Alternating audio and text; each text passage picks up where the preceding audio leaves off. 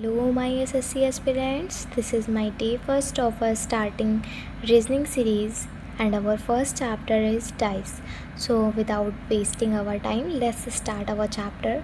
So, our first chapter is dice. Basically हम सभी ने डाइस तो देखा ही होगा, जिसे हम लोग पासा कहते हैं, जिससे हम लोग लूडो खेला करते हैं। तो ये तो सबने देखा होगा।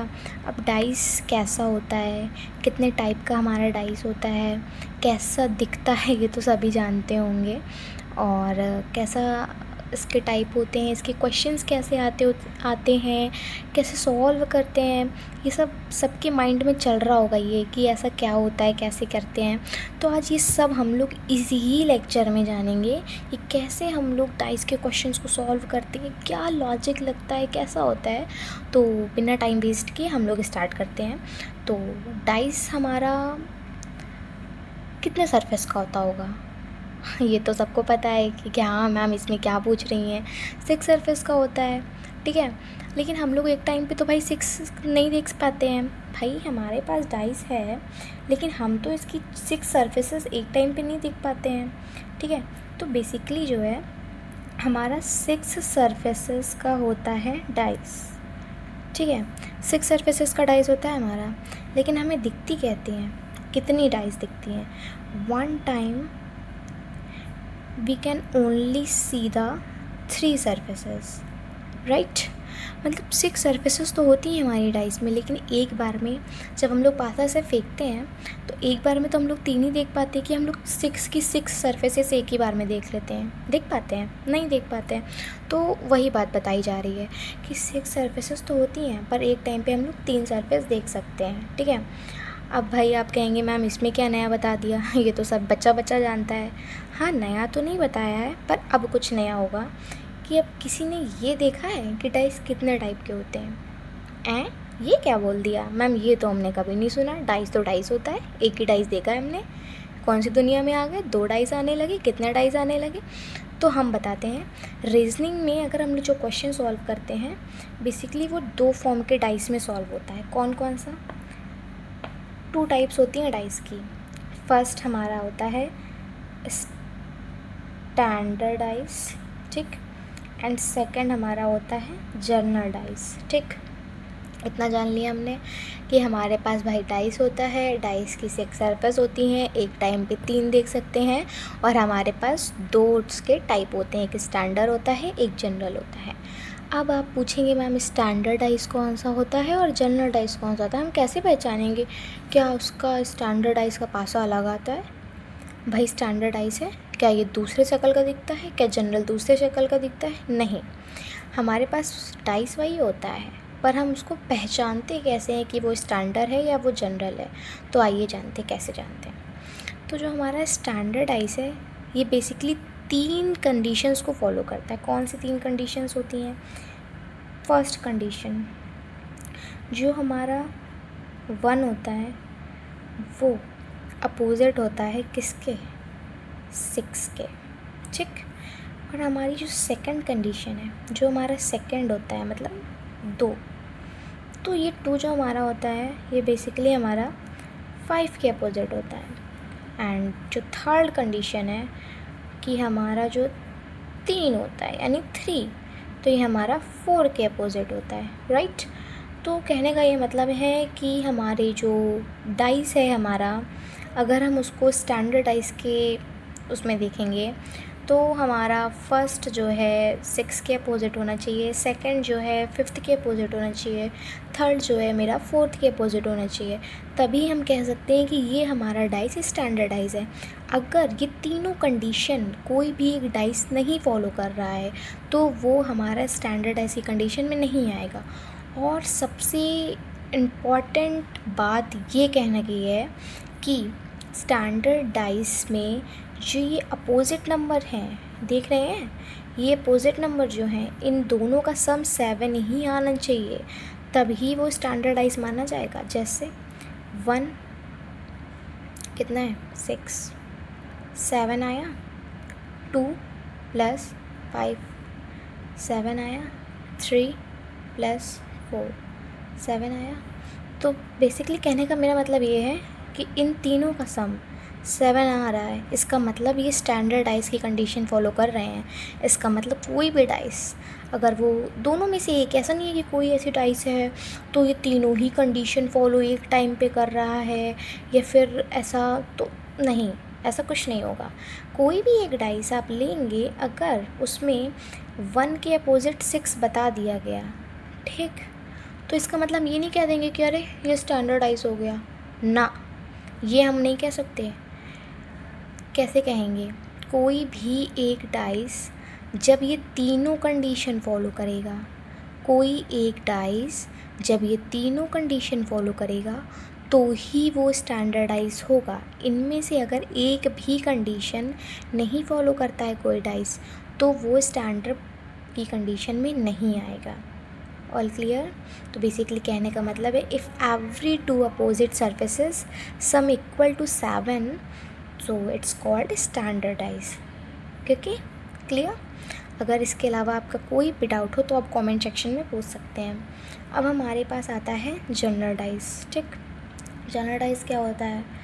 तो कोई भी ऐसा डाइस जो स्टैंडर्ड डाइस की कंडीशन में नहीं आता हो, मतलब ये अपोजिट सर्फेसेस ना आए एक साथ, मतलब वो अपोजिट ना हो एक दूसरे की, या तो अपोजिट ना हो तो वो जनरल डाइस हो जाते हैं। या फिर कोई भी ऐसे डाइस जो स्टैंडर्ड डाइस की कंडीशन नहीं फॉलो करते हैं, तो वो जनरली सी बात है कि वो जनरल डाइस की कंडीशन को फॉलो करेंगे। ठीक, अब इसकी एक और भी हम लोग डिफरेंस जान लेंगे। क्या? कि अगर कोई भी ये अपोजिट दिखने वाले नंबर अगर एडजेसेंट्स में आ जाएं, मतलब बगल बगल में आ जाएं, तो वो पासा कौन सा पासा होगा? वो जनरल पासा होगा। ये कहने का मेरा मतलब है कि स्टैंडर्ड में और जनरल में यही मान के चलते हैं कि बस यही उसके डिफरेंसेस हैं। आइए और जानते हैं हम लोग कैसे हो सकता है। जैसे कि हम मानते हैं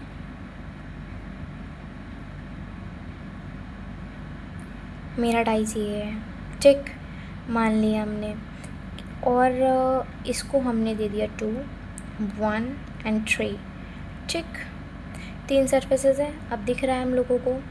ठीक है, तो अब इसमें हमको कोई क्वेश्चंस में कोई कंडीशन नहीं दी गई, नॉर्मली हमको क्वेश्चन दे दिया गया है और लेट से हम लोग से पूछा गया है कि ये कौन सा पासा है, स्टैंडर्ड डाइस है कि जनरल डाइस है।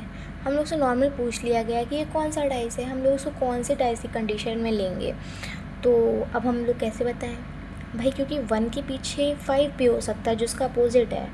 1 के पीछे 5 भी हो सकता है, 1 के पीछे 6 भी हो सकता है, 1 के पीछे 4 भी हो सकता है। हम नहीं पता लगा सकते कि ये स्टैंडर्ड डाइस की कंडीशन लेगा कि जनरल डाइस की कंडीशन लेगा, हम नहीं बता सकते हैं, क्योंकि किसी के पीछे कुछ भी हो सकता है। जब ऐसी कंडीशन हो कि हमें कुछ भी नहीं दिया गया हो, सिर्फ पूछा गया हो कि कौन सा डाइस है, और कोई कंडीशन हम लोग को नहीं दी गई है, सिर्फ पासा दे दिया गया और बताने को कहा गया है कि भाई कौन सा डाइस है बता दो, तो ऐसी कंडीशन में हमारे पास बहुत सारे ऑप्शन दिए रहते हैं, पर हमें कौन सा ऑप्शन को चूज़ करना है।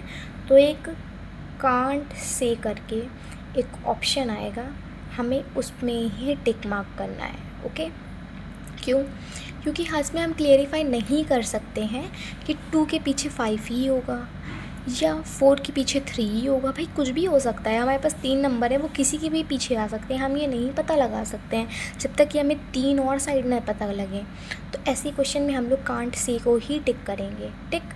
अब हमारे पास मान लीजिए दूसरा क्वेश्चन आ गया, सेम ही डाइस को लेते हैं हम लोग। ठीक, यहाँ 2, यहाँ 1 या 3, सेम ही डाइस है। अब लेकिन इसमें कंडीशन दे दी जाए, इफ़ 1 इज़ अपोजिट टू 6, हाँ, और ओके, बस इतनी ही दे दी जाए कि आपको दूसरा क्वेश्चन दिया गया है, या आपको डाइस दे दी जाए और आपसे कह दिया जाए इफ़ 1 इज़ अपोजिट टू 6, सो कौन सा डाइस होगा, ये जनरल होगा कि स्टैंडर्ड होगा? अब आप फट से कह दोगे मैम ये तो आपकी कंडीशन फॉलो कर रहा है, 1 अपोजिट का 6 है, भाई स्टैंडर्डाइज होगा। गलत, स्टैंडर्डाइज नहीं होगा। क्यों नहीं होगा? क्योंकि भाई देखो, ये एक ही कंडीशन को फॉलो कर रहा है, 1 सिर्फ 6 के अपोजिट है। ठीक, इसके पीछे मान लिया 6 है, इसने एक कंडीशन तो फॉलो कर दी है हमारी स्टैंडर्डाइज की, लेकिन 2 के पीछे क्या 5 होगा? कैसे पता? 3 के पीछे भी तो 5 हो सकता है। भाई 2 के पीछे 5 होना चाहिए, स्टैंडर्ड डाइस की कंडीशन है तो 2 के पीछे 4 भी तो हो सकता है, हमें क्या पता क्या है। तो भाई ये तो गलत हो गई, तब तो ये स्टैंडर्डाइज हुआ नहीं। अब क्या करेंगे, तो अगर एक ही कंडीशन फॉलो कर रहा है तो भी नहीं मानेंगे। नो, ये हमारा जनरल ही डाइस है, हमें नहीं पता है कि क्या कह रहा है ये। ठीक, हमें नहीं पता कि ये कौन सा डाइस है, कौन सा हो सकता है कौन सा नहीं हो सकता, हम इसमें कुछ नहीं कह सकते हैं। ठीक, इसमें भी हम लोग क्या करते हैं, जनरल टिक करके आ जाएंगे, स्टैंडर्ड टिक करके आ जाएंगे। नहीं, और स्टैंडर्ड ना ही लेंगे ना ही जनरल लेंगे, क्या करेंगे, इसको भी क्रॉस करेंगे, ना कि स्टैंडर्ड ना ही स्टैंडर्ड लेंगे ना ही जनरल लेंगे। इसमें भी क्या लिखेंगे, कांट से। हम नहीं बता सकते हैं कि 2 के पीछे 5 है और 3 के पीछे 4 है, या 2 के पीछे 4 है, या नहीं बता सकते, कुछ भी हो सकता है। तो ना ही ऐसे पासे यानी ऐसे डाइस जिनको हम क्लेरिफाई नहीं कर सकते कि किसके पीछे क्या होगा, तो हम ऐसे क्वेश्चंस में कांट से ही टिक करके आएंगे। ये बात आप बिल्कुल अच्छे से नोट कर लीजिए, ठीक है। तो ऐसा ही होगा अगर हमें ऐसी कंडीशंस दे दी जाए और हमें कहा जाए बताइए कौन सा है डाइस, तो ऐसी कंडीशन में हमें कांट से ही लिखना है, क्योंकि हम नहीं बता सकते हैं, है ना। तो जी, अब हमारे पास क्या आता है, अब कहते हैं मैम स्टैंडर्ड तो पता लग गया कि तीनों कंडीशन तो फॉलो होनी है, जनरल तो नहीं पता लग रहा है, क्वेश्चन का कांट से तो मुझे आ गया है। अब जनरलाइज और स्टैंडर्डाइज में हम लोग और ज़्यादा डिफरेंसेस देखते हैं, आइए देखते हैं कैसे। अगर ये हमने लेट से एक डाइस बना लिया, ठीक, यहाँ पे लिखते हैं 1, यहाँ पे 2 और यहाँ पे 6। अब हमें बताइए कि ये कौन सा डाइस है। कोई तो कहेगा मैम स्टैंडर्ड डाइस लग रहा है, 1 6 के पास है। मैम कांट से लग रहा है, बता नहीं सकते किसके पीछे क्या है। नहीं, जब भी ये बातें एकदम नोट कर लीजिए, एकदम साइड में नोट बनाइए और ये बातें लिख लीजिए कि अगर कोई भी अपोजिट सरफेसेस वाले, जितने ये स्टैंडर्ड ऐसी कंडीशन है, कोई भी अपोजिट वाले जो हैं, अगर वो एडजेसेंट में आ जाते हैं, मतलब बगल बगल में आ जाते हैं, तो वो जनरल ऐसी कंडीशन को फॉलो करेंगे बेटा। ठीक, कोई भी डाइस में अगर अपोजिट सरफेसेस एडजेसेंट में आ जाती हैं तो वो हमारी जनरल कंडीशंस को ही फॉलो करेंगी। ठीक, और अगर हमसे कह दिया जाए कि लेट्स से एक हमारा डाइस है, ठीक, this is our first question, कह दिया जाए कि 2 1 3। अब इसमें कंडीशन दे दी जाए क्या, if 1 is opposite to 6, 2 is opposite to 5 and 3 is opposite to 4। अब बताना ये कौन सा डाइस है, स्टैंडर्ड कि जनरल। अब बच्चे कहेंगे ma'am ma'am ma'am ma'am ma'am ये तो मुझे आता है, ये तो भाई स्टैंडर्डाइज होगा। बिल्कुल सही, स्टैंडर्डाइज होगा। क्यों होगा, क्योंकि अब इसने कंडीशन दे दी है हमें कि 1 अपोजिट 6 के ही होगा, 2 5 के ही होगा, 3 4 के ही होगा। तो अब तो ये कंडीशन इस डाइस को फॉलो ही करनी पड़ेगी। तो जाहिर सी बात है ये हमारा कौन सा होगा, स्टैंडर्ड होगा। बेसिकली अब तो मुझे नहीं लगता है कि इतना ज़्यादा ब्रीफ समझाने के बाद भी अब कोई भी डाउट रह जाएंगे, है ना। तो अब इसमें तो कोई डाउट नहीं होंगे, फिर भी अगर कोई डाउट रह जाए तो आप कमेंट सेक्शन में पूछ सकते हैं। अब इतना तो बहुत इजी था मुझे लगता है, ठीक है। तो इसको फटाक से समराइज़ कर लेते हैं हम लोग 2 सेकेंड्स में। डाइस है, डाइस की 6 सरफेसेस होती हैं, एक टाइम पे हम लोग 3 देख सकते हैं। 2 टाइप के डाइस होते हैं, एक स्टैंडर्ड और एक जनरल। स्टैंडर्ड की 3 कंडीशन होती हैं, 1 अपोजिट होता है 6 के, 2 5 के एंड 3 4 के। इन अलग अलग का इन लोगों का जो सम होता है वो 7 ही आना चाहिए। अगर इन सब का सम 7 नहीं आता है इसका मतलब वो स्टैंडर्ड नहीं है। अब आते हैं हम लोग जनरल की बात करते हैं। तो जनरल में क्या होता है, बेसिकली जो ये अपोजिट्स वाले होते हैं अगर वो एडजेसेंट में आ जाते हैं तो वो जनरल हो जाते हैं। अब क्वेश्चन कैसे पूछ लेता है, कोई भी एक डाइस दे देता है और अब हमसे पूछता है बताइए कैसा है डाइस है, स्टैंडर्ड है कि जनरल है। तो अगर हमको कोई भी कंडीशन नहीं दी होती है और हमें कोई भी अपोजिट सर्फेसेस एडजेसेंट में नहीं आती हैं तो ऐसे में हम लोग कांट से को ही टिक करते हैं। और अगर हमें सिर्फ एक ही कंडीशन दी होती है और एक ही कंडीशन को ये फॉलो कर रहा होता है तब भी ये ना जनरल होता है ना स्टैंडर्ड होता है, इसको भी कांट से कहेंगे। और अगर ऐसी कंडीशन है कि भाई एक डाइस है और कंडीशन दे दी है कि 1 6 के अपोजिट है, 2 5 के है, 3 4 के है, तो ये 100% श्योर है स्टैंडर्ड ही डाइस होगा। ठीक, अब इसमें काफ़ी केस बनते हैं, सिर्फ इसमें नहीं बता रही हूँ, इससे रिलेटेड ये बेस था हमारा। इसको क्लियर करना बहुत ज़रूरी है कि स्टैंडर्ड और जनरल में आप डिफरेंस ही नहीं पता कर पा रहे हो।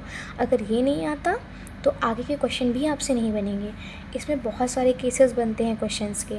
अब हम लोग केस फर्स्ट पढ़ेंगे कि हम लोग कैसे केस फर्स्ट के क्वेश्चन सॉल्व करेंगे और कौन सा केस फर्स्ट आता है, बहुत ही बेसिक से पढ़ाएंगे। ठीक है, तो अब हम लोग केस फर्स्ट स्टार्ट करते हैं कि केस फर्स्ट में कौन कौन से क्वेश्चन आते हैं। ओके, तो अब हम लोग देखेंगे कि केस फर्स्ट में हमारे कैसे कैसे क्वेश्चंस बनते हैं। हमने इतना तो पढ़ लिया, अब हम लोग केसेस सॉल्व करते हैं कैसे कैसे क्वेश्चंस आते हैं। तो हमारे पास केस फर्स्ट है, ठीक है, when only one position of a dice is given. कहने का मतलब है अभी अपने ऐसा यहाँ पे अभी सॉल्व किया है ना कि सिर्फ एक ही कंडीशन दी गई है, इफ़ 1 इज़ अपोजिट टू 6। अब पूछ लिया गया कि जनरल है स्टैंडर्ड है, वो तो मैंने अपने हिसाब से बता दिया था कि ये क्वेश्चन पूछ लिया गया, ठीक है। लेकिन ऐसे क्वेश्चंस नहीं आते हैं कि पूछ लिया गया स्टैंडर्ड है कि जनरल है, बहुत कम। जैसे कि बहुत MTS वगैरह GD वगैरह के पेपर्स हो गए तो उनमें पूछ लिया गया। नॉर्मल CGL वगैरह में इतने बेसिक क्वेश्चंस नहीं पूछे जाते हैं ना। तो वो हमारा फर्स्ट देखिए केस क्या है, when only one position of a dice is given, कि हमारे पास सिर्फ एक ही पोजीशन डाइस की दी गई है, ठीक है, एक ही कंडीशन दे दी गई है। अब उसके बेस्ड में क्वेश्चंस हम लोग कैसे सॉल्व करेंगे। ठीक, तो हमारे पास फर्स्ट क्वेश्चंस ये है। बेसिकली जो इस टाइप के क्वेश्चंस होते हैं हमारे, वो सिर्फ और सिर्फ ऑप्शन डिपेंडेंट क्वेश्चंस होते हैं। ऐसे ही आपको क्वेश्चन में दे दिया जाएगा, ये मत समझिएगा कि मैं आपको ऐसे करा रही हूँ, नहीं, ऐसे ही क्वेश्चन, सेम ऐसे ही क्वेश्चन SSC में आते हैं। ठीक है, मान लिए आपको ये क्वेश्चन दे दिया गया, ठीक है, ये हमको डाइस दे दिया गया और आपसे कह दिया गया if 1 is opposite to 6, if 1 is opposite to 6 in a dice, so what is opposite to 1? Question पूछ लिया गया। अब आप कहोगे मैम आप कैसे सवाल पूछ रही हैं, जब आपने बता दिया है कि 1 6 के अपोजिट है तो भाई 1 के अपोजिट 6 होगा, 6 टिक करिए, आंसर आ गया, मुझे आ गया। नहीं, ऐसा बिल्कुल भी नहीं सॉल्व करेंगे। अगर आप ऐसा दिमाग लगाएंगे तो फट से क्रॉस हो जाएगा, ये नहीं होगा।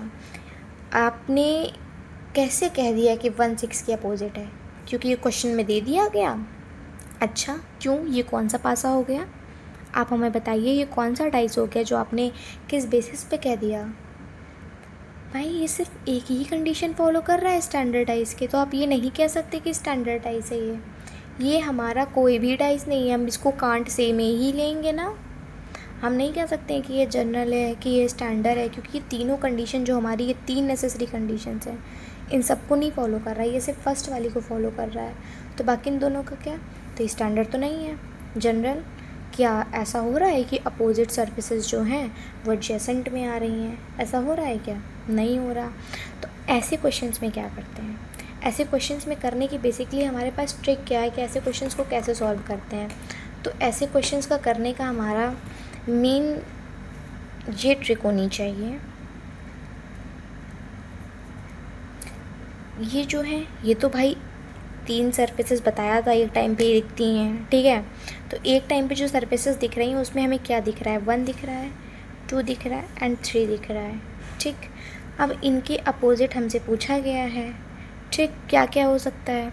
तो हम लोग क्या करेंगे, अब भाई कितने नंबर बच गए हैं हमारे पास, तो भाई आप कहेंगे मैम 4 बच गया है, 5 बच गया है, 6 बच गया है। कहने का मतलब है ये जो 3 नंबर हैं इनके अपोजिट ही ये तीनों नंबर होंगे। अब हमें ये नहीं पता है कि 1 के अपोजिट 4 होगा, 5 होगा या 6 होगा, कुछ भी हो सकता है इन तीनों में। 2 के अपोजिट इन तीनों में कुछ भी हो सकता है, 3 के अपोजिट इन तीनों में कुछ भी हो सकता है। हमें नहीं पता है कि इनके अपोजिट में क्या है, लेकिन हमें ये पता है 1 के अपोजिट कभी भी 2 और 3 नहीं हो सकता इन कंडीशन में। क्यों नहीं हो सकता, क्योंकि बेटा ये इनके साथ है। अभी जनरल डाइस में पढ़ा था, अगर कुछ भी साथ में है, हालांकि कंडीशन जनरल डाइस की नहीं है, लेकिन हमने पढ़ा था अगर ये कोई भी किसी के साथ है तो अपोजिट नहीं हो सकता है। 1 2 3 ये हमारे एडजेसेंट में है, मतलब हमारे साथ है, तो ये कभी भी हमारे अपोजिट नंबर में नहीं आ सकते हैं, है ना। अपोजिट में क्या आएगा 4 5 6, ठीक। 4 के अपोजिट यहाँ पे भी वही अप्लाई होगा। 4 के अपोजिट कभी 5 6 नहीं आ सकता, 6 के अपोजिट 5 4 नहीं आ सकता। क्यों? क्योंकि इनके साथ है, ठीक। ये शायद आई होप ये आपको समझ में आया होगा, ठीक है। तो अब हम देखते हैं, ये जो क्वेश्चन मैं आपको बता रही हूँ टाइप फर्स्ट, ये जो आपको केस फर्स्ट समझा रही हूँ, बार बार बता रही हूँ, ये ऑप्शन डिपेंडेंट है, ठीक। ऑप्शन डिपेंडेंट क्वेश्चन है ये आपका। इतने ऑप्शंस आपको दे देगा, इसमें से छांट के करना, इसलिए आंखें खोल के और एकदम माइंड को कंसंट्रेट करके इस क्वेश्चन को सॉल्व करना है आपको। अगर आपसे कह दिया गया है कि 1 के अपोजिट क्या होगा, तो इन ऑप्शनों से छांटना है। ये नहीं तुक्का मार दिया, नहीं। क्या 1 के अपोजिट 4 हो सकता है? मैम बता नहीं सकते। 4 भी हो सकता है, 5 भी हो सकता है, 6 भी हो सकता है। अच्छा चलो, डाउट है।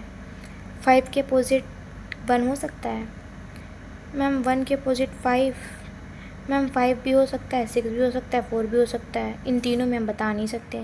6 हो सकता है, 6 भी हो सकता है, 5 भी हो सकता है, 4 भी हो सकता है, पता ही नहीं है। तो ऐसी कंडीशन में क्या कहा था? जब कुछ भी हो सकता हो, पता नहीं है, क्या कहेंगे? Can't say. मैं बार बार समझा रही हूँ, ये जो बेसिक समझाया इसको हल्के में मत लें, इसी से ही आधे से ज़्यादा क्वेश्चन आपके सॉल्व हो जाएंगे। क्या कहेंगे? कांट से, इसमें टिक कर देंगे, ठीक। अब आइए देखते हैं दूसरी कंडीशन को। 1 के अपोजिट 4 हो सकता है? मैम अभी पढ़ा, 4 5 6 कुछ भी हो सकता है। 5 हो सकता है? नहीं हो सकता। कांट से, इसमें कांट से नहीं कहेंगे। क्यों? क्योंकि हमारे पास एक दूसरी कंडीशन दे दी है कि 1 के अपोजिट, क्योंकि 1 का पूछ रहा है, 1 के अपोजिट 4 5 6 में से कुछ भी हो सकता है। ये ऑप्शन सेटिस्फाइड कर रहा है, मतलब मोस्ट अप्रोप्रिएट क्वेश्चन जो भी हो, मतलब जो कह सकते हैं ऑप्शन बहुत सारे मैच करेंगे आपके, बस मोस्ट अप्रोप्रिएट आंसर को ही टिक करना है। इसी की तो लड़ाई है, ठीक। अब हम लोग थर्ड को देखेंगे। 4 हो सकता है 1 के अपोजिट? ना। 5 हो सकता है? ना।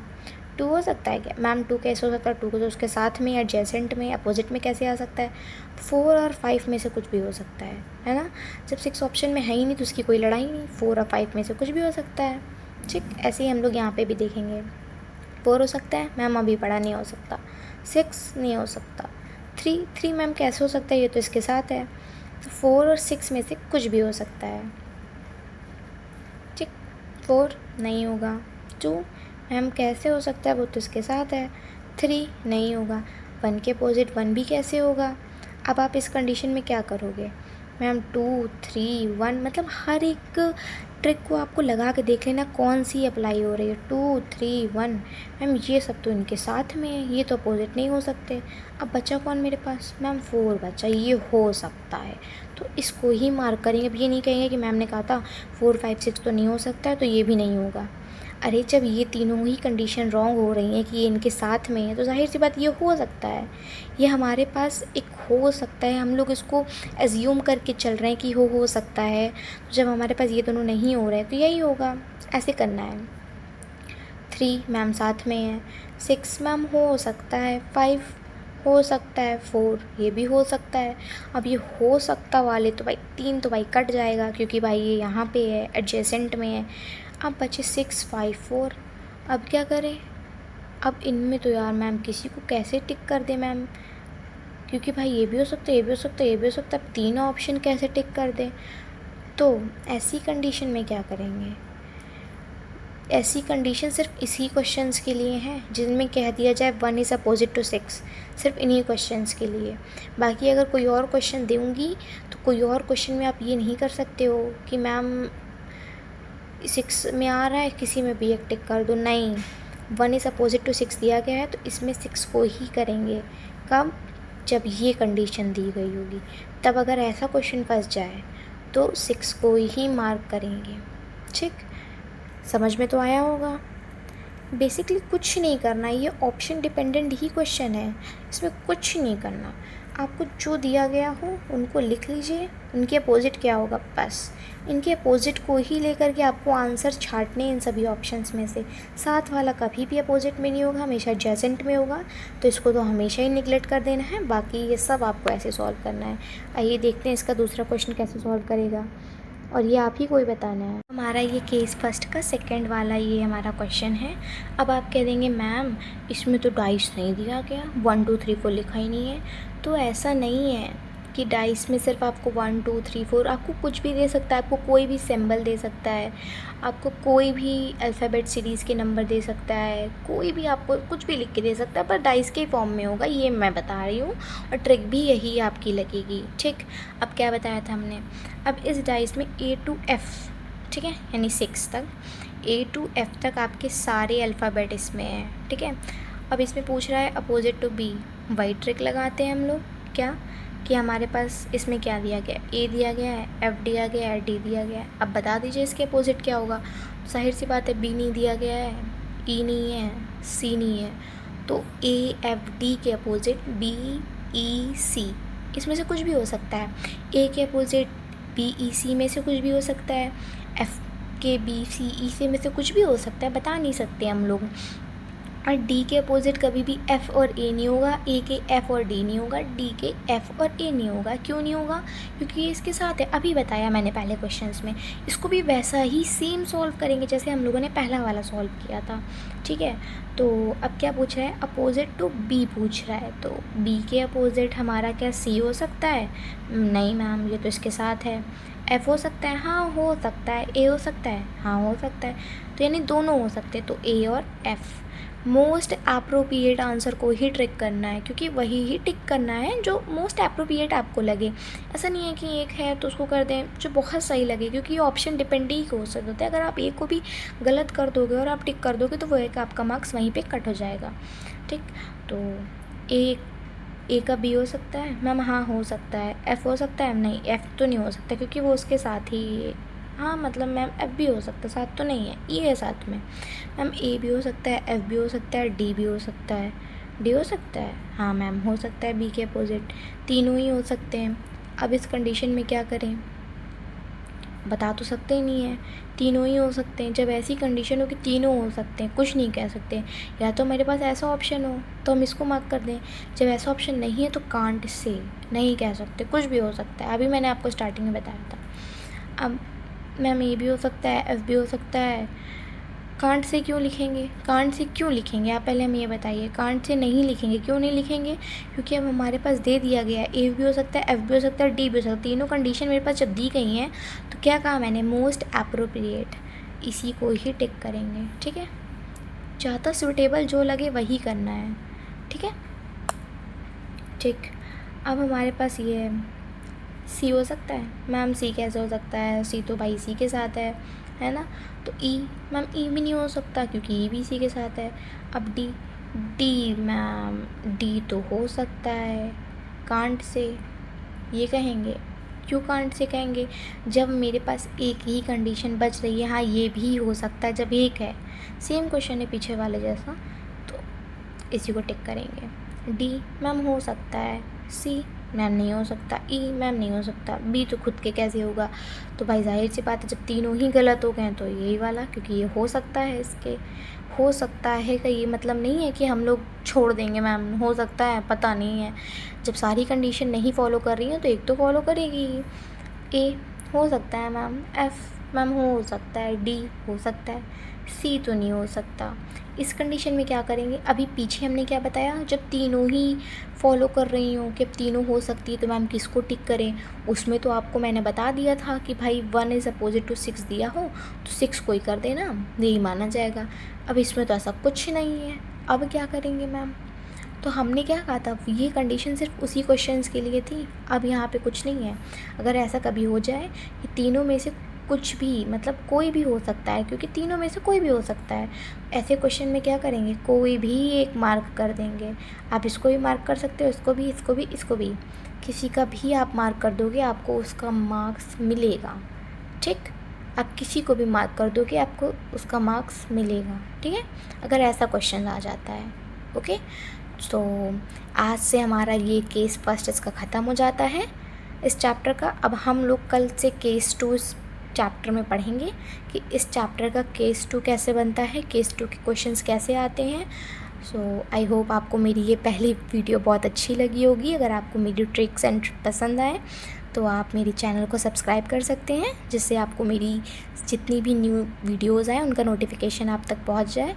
सो आप थैंक यू।